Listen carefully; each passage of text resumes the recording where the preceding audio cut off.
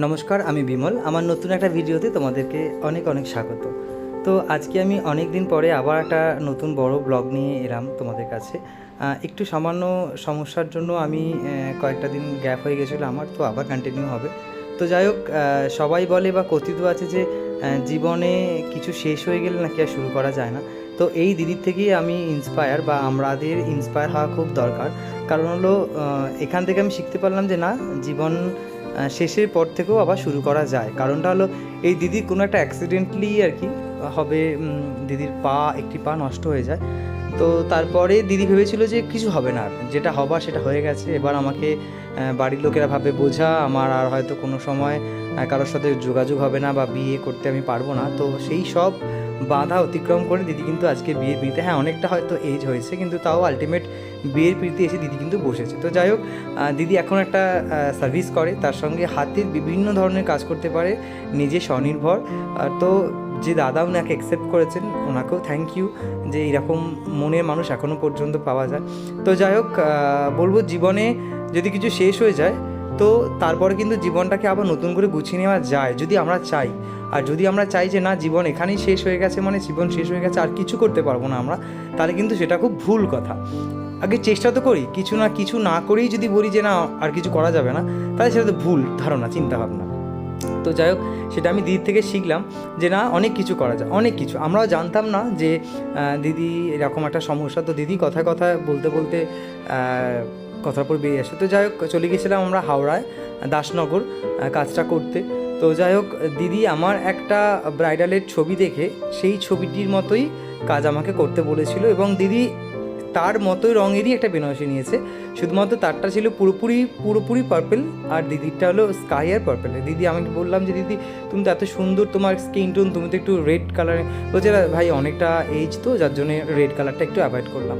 তো সেই জন্য যাই হোক, দিদি এই পার্পেল আর স্কাই কালার কম্বিনেশান একটা শাড়ি নিয়েছিল, তার সঙ্গে ম্যাচিং করে দিদির ওই রকম কাজই চাই উনি আমাকে বলেছিলেন। তো সেরকম কাজ করে দেওয়ার চেষ্টা করছি। তো যথারীতি আমার সব কাজ কমপ্লিট করার পরে, যেরকম নর্মালি আমি কাজ করে থাকি, ক্লিনজিং, টোনিং, ময়শ্চারাইজিং করার পর একটা সুন্দর কাউন্সেলিং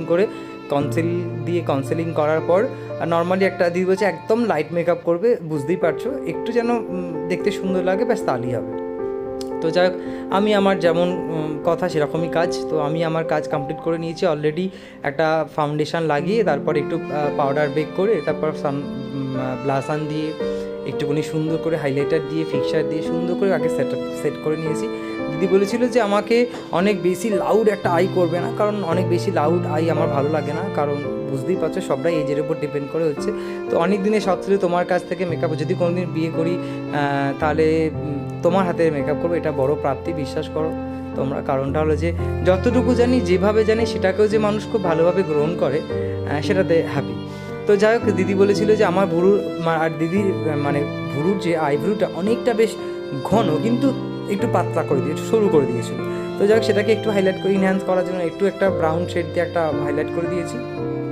দিয়ে আমি চোখে একটা নর্মাল কাউন্সিল করে দিদি বলেছিল যেহেতু আমার পার্পেল অনেকটা ডার্ক কালার, সেহেতু একটু লাইট আইটা করে দিও, কেমন একটু লাইট করে, তাহলে দেখতে ভালো লাগে। আমি কিন্তু তোমার লাইনারের কোনো কাজল চাইছি না, একটু মানে শ্যাডো দিয়ে যদি কোনো হালকা কাজল আর কি। তো যেরকম ক্লায়েন্ট চায় সবসময় চেষ্টা করে এসেছি, বা পরেও চেষ্টা করব, সবসময়ের জন্য চেষ্টা করব যে ক্লায়েন্ট যেরকম চাইছে সেরকমভাবে কাজটা করা। কারণ পুরো মেকআপটা নিয়ে কিন্তু ক্লায়েন্ট থাকবে, আমরা কিন্তু থাকবো না, আমরা শুধুমাত্র কাজটা করে বেরিয়ে চলে আসবো। তারপরে কিন্তু পুরোটা সামলাবে ক্লায়েন্ট, যে করছে সে সামলাবে।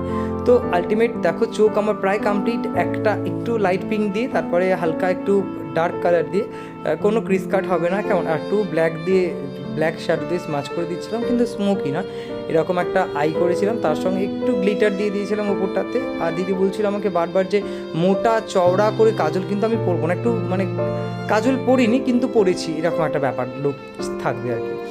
তো সেই জন্য আমি ভাবছিলাম যে কী করা যায়। তো সেই জন্য যেরকম বললো আমি সেরকম শুধু সামনের দিকগুলো একটু হাইলাইট করে, আর আমি ওপরটা একটু ডার্ক শ্যাডো দিয়ে স্মাচ করে দিয়েছি, বেশ সুন্দর লাগছিলো দিদিকে।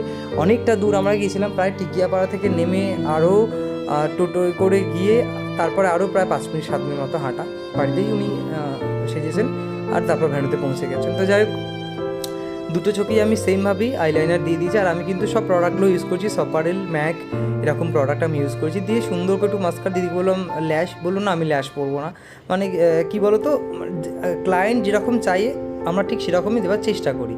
উনি বললেন যে না আমি ল্যাশ পরবো না। আমি বললাম ঠিক আছে চলো, কোনো অসুবিধা নেই, ল্যাশ পরবে না, ল্যাশ পরবে না, কিন্তু একটা চকচকে ফিনিশ দেবো কেমন। আমাকে আবার গ্লিটারটা বের করে একটু গ্লিটার দিতে হলো, কারণ ওই আবারও সেই একই কথা যে ক্লায়েন্ট যেরকম চাইবে চেষ্টা করবো সেই রকম দেওয়ার। হয়তো হ্যাঁ দিদি আমাকে যে ছবিটা দেখিয়েছিলো আমারই একটা কাজের ছবি, সেই ছবির মতোই কাজ করেছি, কিন্তু সেই ছবির মতো ওনাকে তো কোথাও গিয়ে লাগতে পারে না, কিন্তু ছবির যে ক্লায়েন্ট আছে সে তো আলাদা আর ইনি আলাদা। তো অবশ্যই দুটো কাজ হয়তো একই হবে, কিন্তু দুজনকে দেখতে একই লাগতে পারে না কখনো। তো যাক, উনি বলেছিলেন নিচে আমি অনেক বেশি ডার্ক কাজল দেবো না, ঠিক আছে তুমি একটু শ্যাডো স্টাইলেই আমাকে করে দিও। বললাম ঠিক আছে তাই, আর একদম গালগুলো লাল লাল এরকম করে দিও না, তুমি বুঝতে পারছো আমার এজটা দেখে নিশ্চয়ই বুঝতে পারছো। বললাম আচ্ছা ঠিক আছে চলো। কলকা কেমন করবে না, কলকা একটু সাবেকি লুক দিও কেমন, ওই মেয়েটিকে যেরকম কলকা করেছে এরকম কলকা করে দিও। বললাম আচ্ছা ঠিক আছে, কোনো অসুবিধা নেই। তো সেরকমই শুধুমাত্র বড় বড় আম আর তার মধ্যে রেড দিয়ে ফিল আপ করে দিয়েছি। সুন্দর কলকা হয়ে গেছে আমার, পুরো কপাল ভর্তি করে কলকা, আর তারপর একটা লিপস্টিক। আমি দিদিকে বললাম দিদি এইটা তুমি তোমার পছন্দ না আমাকে চাপিয়ে দিও না, এটা আমি আমার মতো করে দিচ্ছি।